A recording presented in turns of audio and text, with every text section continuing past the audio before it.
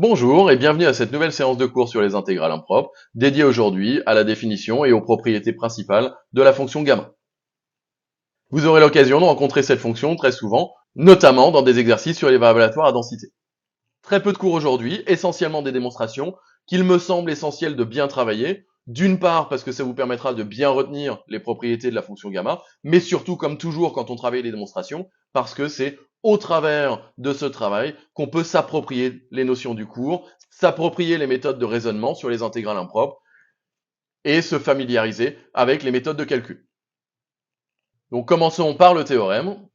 Si x est un réel, l'intégrale de 0 à plus l'infini de t puissance x moins 1 exponentielle moins t dt est convergente si et seulement si x est strictement positif, ce qui nous permet de définir une fonction appelée fonction gamma par gamma de x égale l'intégrale de 0 à plus l'infini de t puissance x moins 1 exponentielle moins t dt, définie sur R plus étoile. Nous allons maintenant démontrer ce théorème et comme il s'agit de prouver qu'une intégrale converge si et seulement si x est strictement positif, il va donc s'agir de démontrer d'une part qu'elle est convergente lorsque x est strictement positif et d'autre part qu'elle est divergente sinon. Comme il s'agit d'étudier la nature d'une intégrale impropre, on commence tout d'abord par s'intéresser à la continuité de l'intégrande. Ici, quel que soit le réel x, la fonction qui a t associe t puissance x moins 1 exponentielle moins t est continue et positive sur R plus étoile, comme produit de fonctions qu'ils sont. Attention, parmi les erreurs classiques, la fonction qui a t associe t puissance x, ou t puissance x moins 1 ici, n'est pas une fonction polynôme, donc n'est pas continue sur R. Si x est un réel, la fonction qui a t associe t puissance x, je rappelle, est définie comme étant égale à exponentielle de x log de t. Pour que log de t soit défini, il faut que t soit strictement positif. Donc cette fonction n'est définie a priori que sur R plus étoile, et par conséquent, l'intégrale ici est impropre à la fois en 0 et en plus l'infini. Comme on est en présence d'une intégrale doublement impropre, il va s'agir d'étudier séparément les intégrales de 0 à 1 et de 1 à plus l'infini, et de démontrer dans quel cas les deux intégrales sont convergentes, puisque je le rappelle, quand une intégrale est doublement impropre, la convergence de l'intégrale n'est assurée que quand l'intégrale est convergente en tout point à problème. On va donc commencer par étudier le problème en plus l'infini. Je rappelle que quand il s'agit d'étudier juste la nature d'une intégrale impropre, le plus simple en général est d'utiliser les critères de comparaison. C'est pour ça qu'on a précisé ici la positivité, puisque les critères de comparaison s'appliquent essentiellement quand les fonctions en présence sont positives. Pour ce qui s'agit des critères de comparaison, si on veut étudier l'intégrale impropre en plus l'infini, on pourrait s'intéresser à un équivalent, mais on se rend assez vite compte qu'ici, on ne peut pas faire beaucoup plus simple que la fonction en présence. On pourrait essayer de majorer, mais pour les mêmes raisons, il n'est pas forcément évident de trouver un majorant plus simple que la fonction en présence. Donc, on va chercher à trouver une négligeabilité. Et comme toujours, quand on cherche à établir une négligeabilité intéressante pour prouver la convergence ou la divergence d'une intégrale, le plus simple est d'utiliser un critère de Riemann. Donc, on multiplie par exemple par t au carré, et on s'intéresse à la limite en plus l'infini. Or ici, on sait que par croissance comparée en plus l'infini, t puissance x plus 1 exponentielle moins t tend vers 0, puisque t puissance x plus 1 est négligeable devant exponentielle t en plus l'infini. Ce qui nous permet d'affirmer que t puissance x moins 1 exponentielle moins t est négligeable en plus l'infini devant 1 sur t carré. Or, on sait que l'intégrale de 1 à plus l'infini de dt sur t carré est une intégrale de référence convergente, une intégrale de Riemann avec une puissance strictement supérieure à 1. Donc, les critères de comparaison d'intégrales de fonctions positives s'appliquent et nous permettent d'affirmer que l'intégrale de 1 à plus l'infini de t puissance x moins 1 exponentielle moins t dt est convergente. Maintenant qu'on a établi la convergence en plus l'infini, il reste à étudier l'intégrale de 0 à 1 et l'intégrale de 0 à plus l'infini de t puissance x moins 1 exponentielle moins t dt sera donc de même nature que l'intégrale de 0 à 1 dans tous les cas, puisque dans tous les cas, l'intégrale en plus l'infini est convergente. Et donc, même chose, pour étudier le problème en 0, on va essayer d'utiliser les critères de comparaison, en cherchant dans un premier temps si on peut trouver un équivalent, etc., etc. Or ici, on sait que exponentielle moins t tend vers 1 en 0, donc t puissance x moins 1 exponentielle moins t est équivalent en 0 à t puissance x moins 1.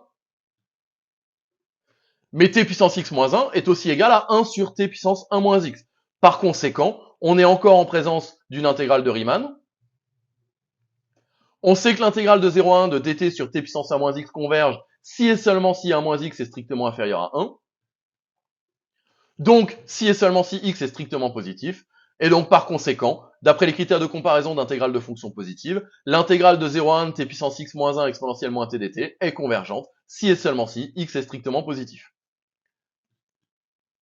Finalement, on peut affirmer par recollement que l'intégrale de 0 à plus l'infini de t puissance x moins 1 exponentielle moins t dt est convergente si et seulement si x est strictement positif, ce qui garantit que le domaine de définition de la fonction gamma est effectivement R plus étoile. Maintenant qu'on a défini proprement la fonction, on va s'intéresser à ses propriétés principales. D'une part, quel que soit x appartenant à R plus étoile, gamma de x plus 1 est égal à x gamma x. Et d'autre part, quel que soit n appartenant à n étoile, gamma de n est égal à factoriel n-1. Donc je vous propose de démontrer ces propriétés, ce qui nous permettra, encore une fois, de pratiquer le calcul sur les intégrales impropres. Donc commençons par démontrer que quel que soit x appartenant à R plus étoile, gamma de x plus 1 est égal à x gamma de x.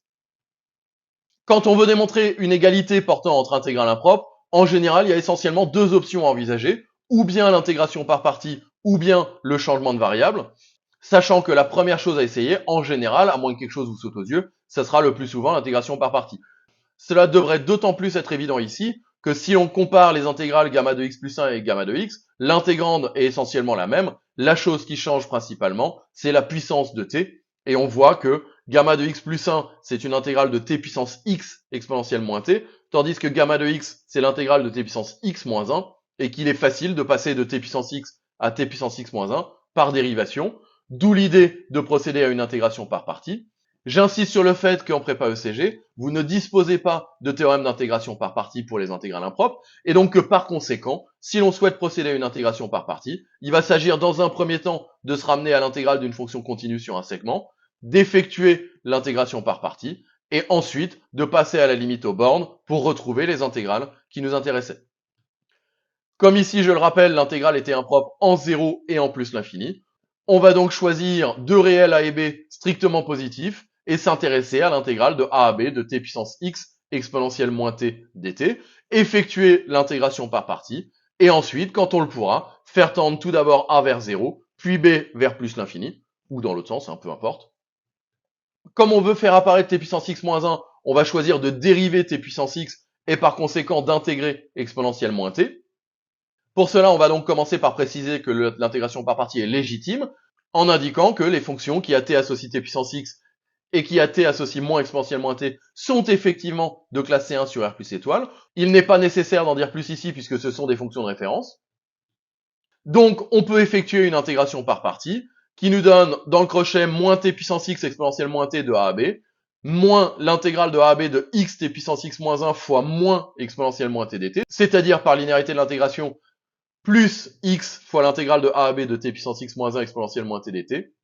Et donc, i à b est égal à a puissance x exponentielle moins a moins b puissance x exponentielle moins b plus x fois l'intégrale de a à b de t puissance x moins 1 exponentielle moins t dt. Et il va s'agir maintenant d'étudier la limite quand a tend vers 0 et quand b tend vers plus l'infini, sachant qu'on sait que les deux intégrales en présence sont convergentes en 0 et en plus l'infini. Or, x est un réel strictement positif, donc on sait que a puissance x quand a tend vers 0 tend vers 0. Attention à bien préciser la stricte positivité de x, puisque si x égale 0, la limite est égale à 1, et si x est strictement négatif, la limite est égale à plus l'infini. Donc ici, parce que x est strictement positif, a puissance x exponentielle moins a tend bien vers 0 quand a tend vers 0. Et d'autre part, par croissance comparée, b puissance x exponentielle moins b tend vers 0 en plus l'infini. Ce qui nous permet d'affirmer en faisant tendre a vers 0 puis b vers plus l'infini, et comme la convergence des intégrales impropres a déjà été justifiée, que gamma de x plus 1 est égal à x gamma de x. Passons maintenant à la deuxième partie du théorème, et démontrons que quand n est un entier naturel non nul, gamma de n est égal à factoriel n-1. Comme souvent quand on cherche à calculer le terme général d'une suite, puisque ici n est un entier naturel non nul, gamma de n est le terme général d'une suite, il peut être intéressant de se demander si on a une relation entre deux termes consécutifs. Or, d'après le résultat qu'on vient d'établir, on sait que gamma de n plus 1 est égal à n fois gamma de n. Partant de là, il serait envisageable de faire une récurrence, tout à fait possible, mais on peut plus simplement remarquer que si on divise par factoriel n, gamma de n plus 1 sur factoriel n est égal à n gamma de n sur factoriel n, c'est-à-dire gamma de n sur factoriel n-1. La suite gamma de n sur factoriel n-1 est donc une suite constante, qui permet de dire que pour trouver la valeur de gamma de n sur factoriel n-1, il suffit de regarder la valeur du premier terme. Or, gamma de 1 est égal à l'intégrale de 0 à plus l'infini d'exponentielle moins t dt qui est égal à 1. Je rappelle que quand alpha est un réel strictement positif, l'intégrale de 0 à plus l'infini d'exponentielle moins alpha t dt est égale à 1 sur alpha. Ici, on applique ce résultat avec alpha égale 1. Ce qui nous permet d'affirmer que gamma de n sur factoriel n-1 est égal à gamma de 1, donc à 1, et permet de conclure que gamma de n est égal à factoriel n-1. Voilà, c'en est fini pour cette séance, j'espère qu'elle vous aura été utile. Je vous invite à bien reprendre les démonstrations pour vérifier que vous maîtrisez bien les techniques de calcul pour les intégrales impropres. Et si vous voulez approfondir vos connaissances, je vous invite à visiter mon site stéphanepretzey.com où vous pourrez trouver plus de compléments, notamment des fiches de cours détaillées avec démonstrations, exemples et exercices corrigés. J'espère vous revoir très bientôt et je vous dis au revoir.